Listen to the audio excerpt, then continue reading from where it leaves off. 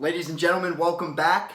This episode of The Obstacle is the Way is brought to you by 412 brand. If you're in the area down in Pittsburgh, please stop down at Yinzer's in the Strip District where they have all kinds of Pittsburgh apparel, including customizable masks for you to wear out in public. Couldn't be more appropriate than a time like this. We are finally at the end of part 2, which is all about action, and the title of it is Prepare for None of It to Work. So it really gets you thinking a little bit, but it does set the stage for part 3. So we've covered a lot in part 2. We've talked about some very influential human beings such as Mahatma Gandhi. We talked about Arthur Ashe and his ability on the court to play loose but be very tight-minded in terms of not showing reactions or putting his emotions on his sleeve.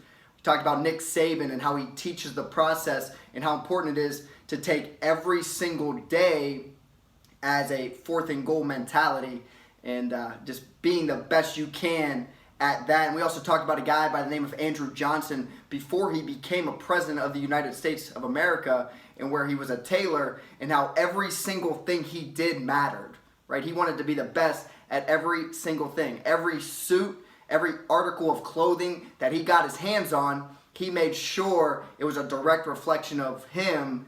So he put the utmost respect and quality and resources into it.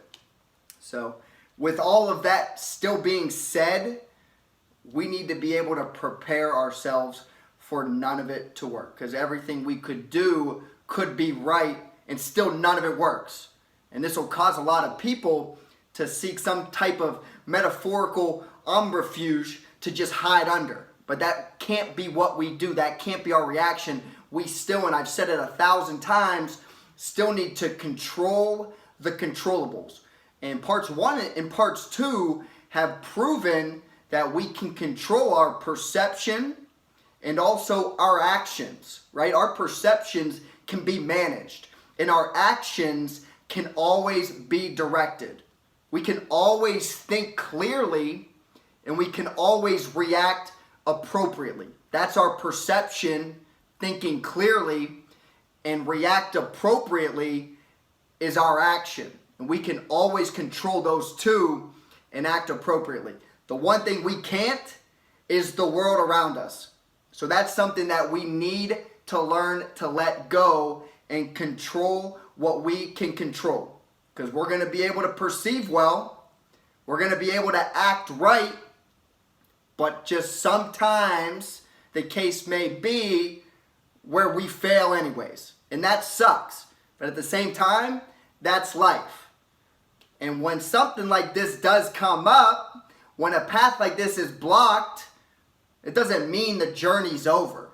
Because this could be something that no matter how much you plan, right, how much you think about it, that you just can't get through. But the journey is not over because, like we mentioned a few chapters back, the direction that we're always moving is forward. And that's something that we can control, that you can't take away from us. The outside world cannot take away from us. And really, what that ultimately is, that ability to keep moving forward, even when the outside world will look at you and think you're crazy for thinking so and also doing so, that's will. That's the will to keep moving forward. When the outside world might be crumbling around you, who has that mental fortitude?